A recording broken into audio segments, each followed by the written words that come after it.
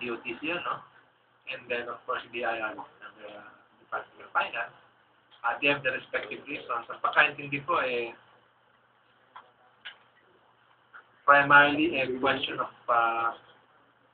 degree of consultation that should have taken place between the two agencies.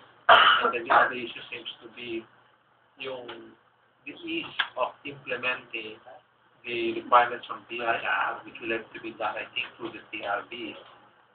Kung ito'y magsisimula sa Holy Week, given the amount of time available to prepare as well as the timing kung Holy Week na gagawin.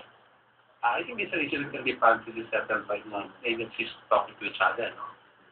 And if necessary, by the respective cabinet level heads, if necessary. But I think at the level pa lang Commissioner Santores and the head of the TRB, pwede na ayusin din. Sabi ko kasi BIR only Malacanang can stop it. Ang interview mo ba palasyo dito sa 2 araw na lang? Only Malacanang can stop it, kung hindi magkakasundo yung dalawa. Okay?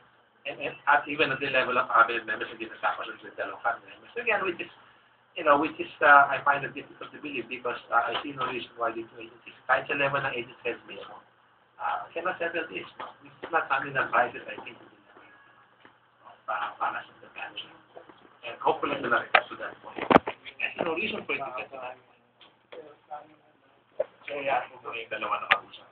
Dapat naman. Within the 2 days, kaya pa po ba? Within 2 days, nasa kanilang kagalingan ng sinseridad. Papapatupad na kanilang mga mandato bilang mga public agency.